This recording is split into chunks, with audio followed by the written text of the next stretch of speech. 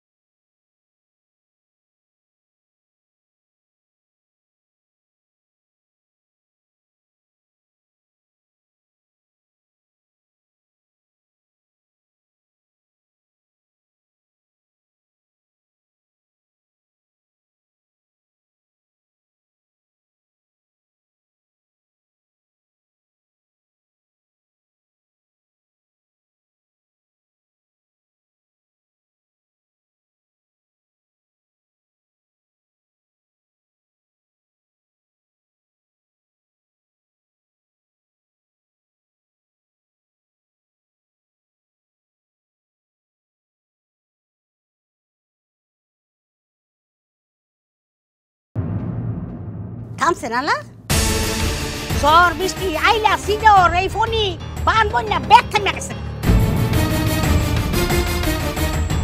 এটা কি করলেন আম্মা?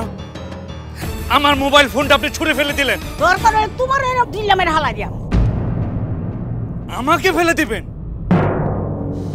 ধন্যা, শুনেছো শুনেছো আম্মা কি বললো? মা তুমি এসব কি বলছো?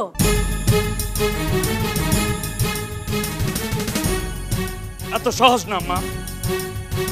আপনি জানেন না আমি কত উচ্চপদস্থ বড় অফিসার। এইটা অফিসার গিয়ে তোমার অফিসে গিয়ে ফলাইছে, এই বাড়ির ভিতরে না। এই বাড়িতে না? আপনি কি বলছেন আম্মা?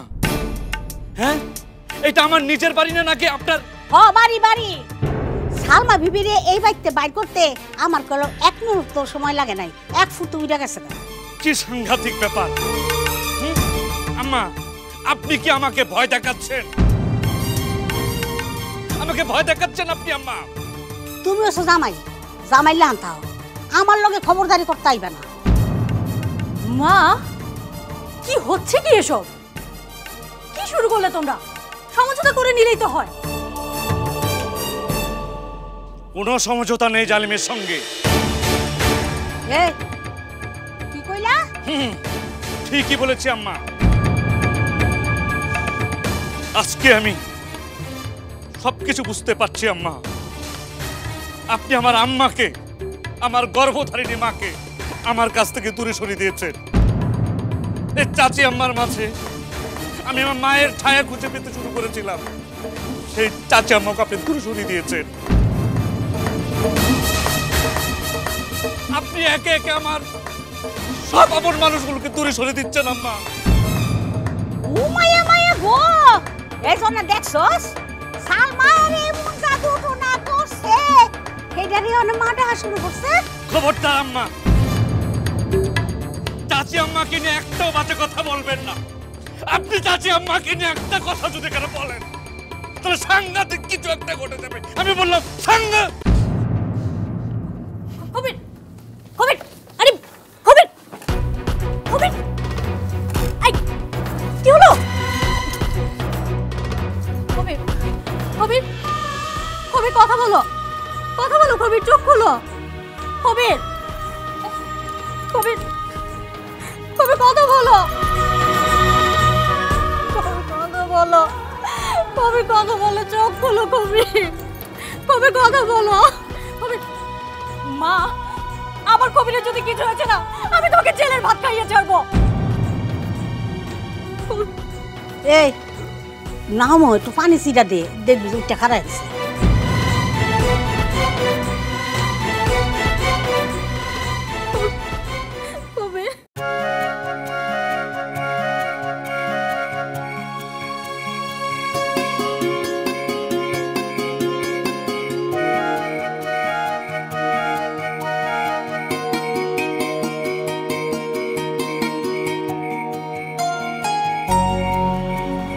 কোথায় যাচ্ছেন?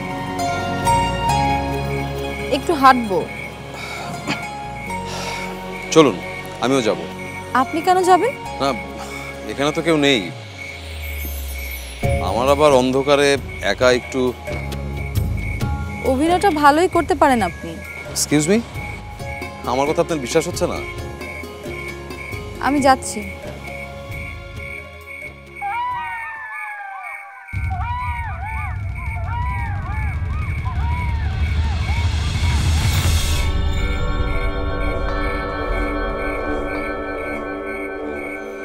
কি হলো? থাক, এখানেই থাকি। শুনুন, ইচ্ছে কখনো দমিয়ে রাখতে নেই। ওয়াসিম আমার সম্পর্কে আপনাকে যাই বলুক না কেন, এটা নিশ্চয়ই বলেনি যে আমার সাথে একসাথে হাঁটা যাবে না, নাকি বলেছে? চলুন। চলুন। আকাশ প্রদীপ জলে দূরের তারার পানে। কি গাইছেন? গাইছি সেই বিখ্যাত গানটা যেটা আপনি কখনো শোনেননি। আমার নয়ন দুটি শুধুই তোমায় চাহে, ব্যথার বাদলে যায়ছে। আকাশ প্রদীপ জলে লা লা লা লা লা লা লা। কই, এদিকেও তো বাবা নেই। আর রানুয়া পাড়ায় বা গেল কোথায়? সবাই যে কোথায় যাচ্ছে। আপনি কি ওনাদের খুঁজতে বেরিয়েছেন? হ্যাঁ, আর কি কোনো কারণ থাকতে পারে? সেটাই, আর কোনো কারণ থাকতে পারে না।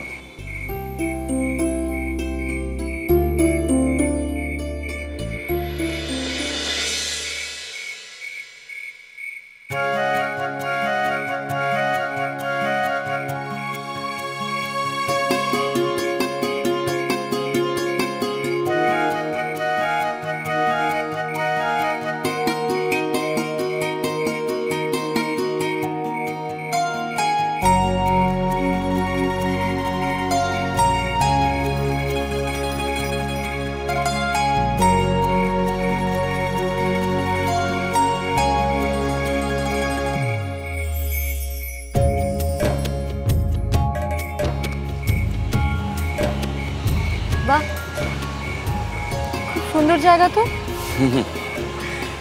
চাঁদটা দেখেছেন? ইচ্ছে করছে সারা রাত চাঁদ দেখেই কাটিয়ে দিই।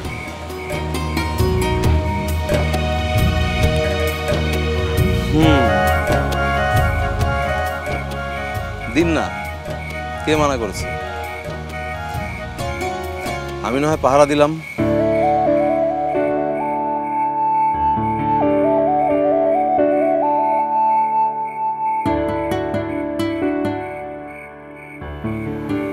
যদি ডাকাত পড়ে?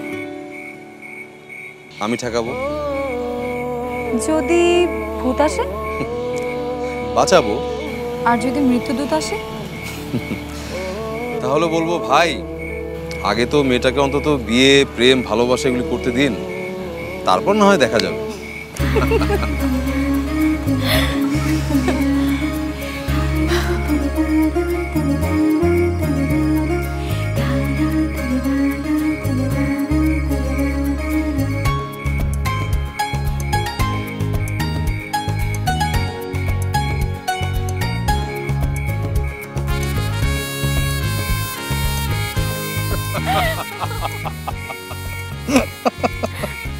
কি ব্যাপার, ওরা ওখানে কি করছে অন্ধকারে? আবার কোনো বিপদ হতে পারে। আরে না না, বিপদ হবে কেন? ফরাদ আছে না, ফরাদ থাকতে ওর কিচ্ছু হবে না। ফরাদ ফরাদ খুব দায়িত্বশীল একটা ছেলে। না না, আমি ভরসা পাচ্ছি না। আমি আমি যাই। আঙ্কেল, আপনি ওদিকে যাবেন কেন? বললাম তো কিচ্ছু হবে না। আঙ্কেল, হ্যাঁ, বাহ, চলেন তো একটু ওদিকে যাই। আমি চলেন না, ওইদিকে। বিষ দিছ আমার মায়ের জামাইয়ের মাথায়। সেই বিষে খুবই অজ্ঞান হয়ে গেছে গা। তোমার আর বাইক লয়ে যাও নাই, আমার ভুল হয়েছে তারে। আচ্ছা তোমরা বাইক নিচে কয়ে কি এমন সর্বনাশটা আমার করণ লাগবো? হ্যাঁ, জন্নার কথাটা একবার চিন্তা করলে না তুমি? আফা আপনি সব কি কইতেছেন? নিজে সর্বনাশ কইরা এখন আমার উপরে দোষ দিতেছেন না? আইসা কি সর্বনাশ করছেন আপনি? আপনি আবার আলাবুলা কবির রে। ও ওখানে তোমার আউস মিটে নাই খবিরে মাইয়ার জামাই বানানের। হ্যাঁ, ওখানে হার পিছে লেগে রইছো।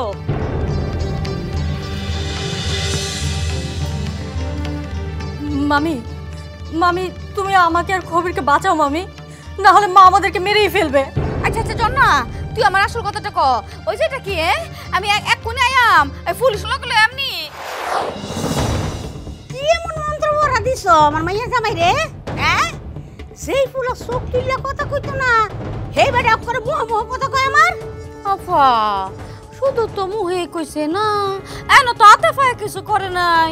আরো কিছুদিন যাক, দু একটা দিন গেলে হের পরে না বুঝবেন।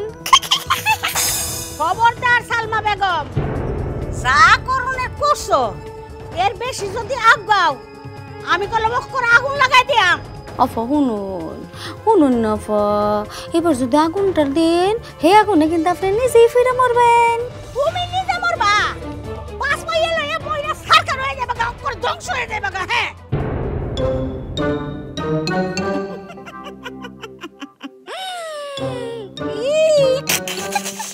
কেমন লাগে হন আসি বেড়ে নাকি রে?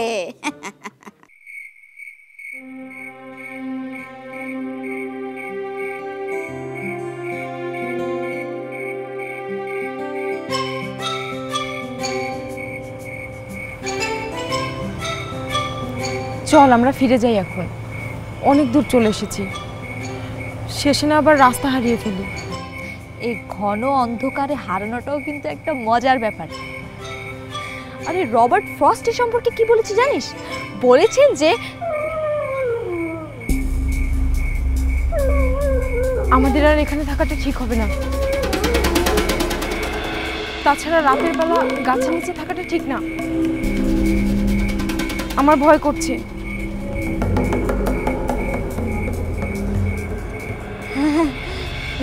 এই সম্পর্কে কিন্তু বৈজ্ঞানিক একটা ব্যাখ্যা আছে।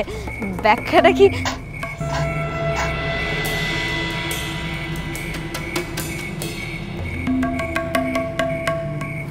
কারা যেন আসছে।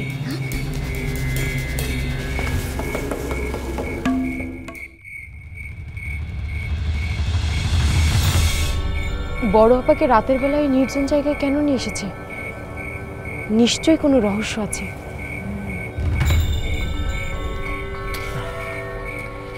তুমি কালই নিতাই স্বর্ণকারের কাছে যাবে, একা। কথা বলা আছে, তুমি গিয়ে তোমার আংটিটা দিলেই উনি তোমাকে 50,000 টাকা দেবেন, আর আমি দেব 50,000। এই মোট 1 লাখ টাকা নিয়ে সেখান থেকেই সোজা তুমি যাবে তোমার ফুপুর কাছে। যাবার সময় ডানে বামে কোনো দিকে তাকাবে না। কথাটা মনে থাকবে তো রানু? আংটি থেকে মাত্র 50,000 টাকা পাওয়া যাচ্ছে। আচ্ছা আমি কি আরেকবার কথা বলে দেখবো নাকি? তুমি কথা বললে কি তোমার চেহারা দেখে ওরা দাম বাড়িয়ে দেবে না? আর 50,000 টাকা তোমার কাছে মাত্র মনে হচ্ছে? কিন্তু এটা তো ডায়মন্ড, এর দাম তো আরো বেশি হওয়া উচিত, তাই না? এই জন্যই লোকে বলে যেচে পড়ে কারো উপকার করতে নেই। এই তার পরিণতি। আমার কি এমন দায় পড়েছিল যে এরকম আংটির দাম কত সেটা জানতে? একটা কাজ করো রানু, এই আংটিটা বিক্রি করারই দরকার। আমরা তো তাই বলেছিলাম, তাই না? আপনি রেগে যাচ্ছেন কেন? আমি কি সে কথা বলেছি? না না না, আমি বুঝতে পারছি আমার উপর ভরসা করতে পারছো না তুমি। ঠিক আছে,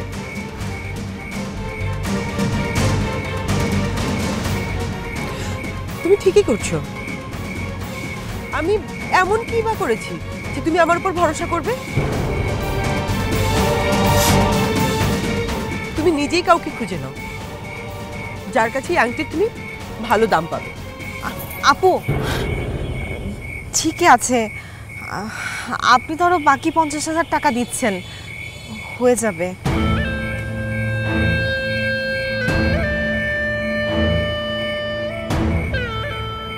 এই আংটিটা দেখে হুবহু এরকম আংটি একটা করে দেবে তোমাকে। এমনভাবে করবে যাতে এই আংটিটার সাথে পার্থক্য একদম বোঝা না যায়। ঠিক আছে।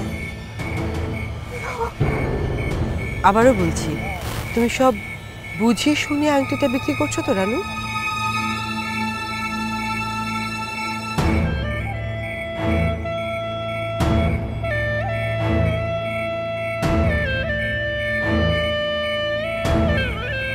এই না হলে দায়িত্বশীল মেয়ে। বাবা মার থেকে আর বড় কেউ হয় বলো? এবার বাবা মার মুখে হাসি ফুটবে।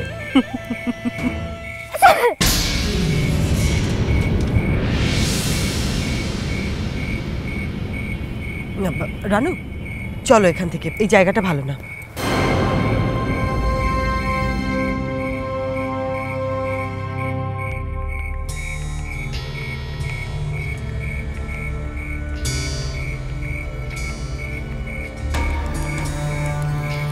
কি হলো এটা? আমি তো ইচ্ছে করে হাঁচি দেইনি। আরে তোর হাঁচি না,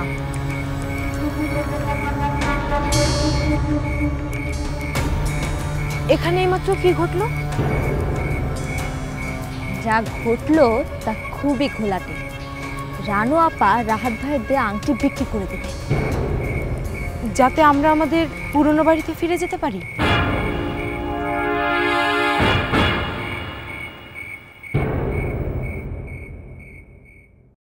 আকাশ প্রদীপ জ্বলে দূরের তারার পানে আমার নয়ন দুটি শুধুই তোমারে চাহে, ব্যথার বদলে যাইছে। আর নিজের জন্য গিয়ে যদি এত সুন্দর একটা ছেলেকে হাত করা যায়, তাহলে কেন গাইবে না? গাইবি তো। রাহাত এসে যখন দেখবে ওর দেয়া ভালোবাসার উপহারটি নেই, তখন কি হবে একবার ভাব। কি করছিস ফারিয়া? ছাড়। ছাড়ার জন্য তো ধরিনি। কেন এমন পাগলাম করছিস? হ্যাঁ, আমি পাগল।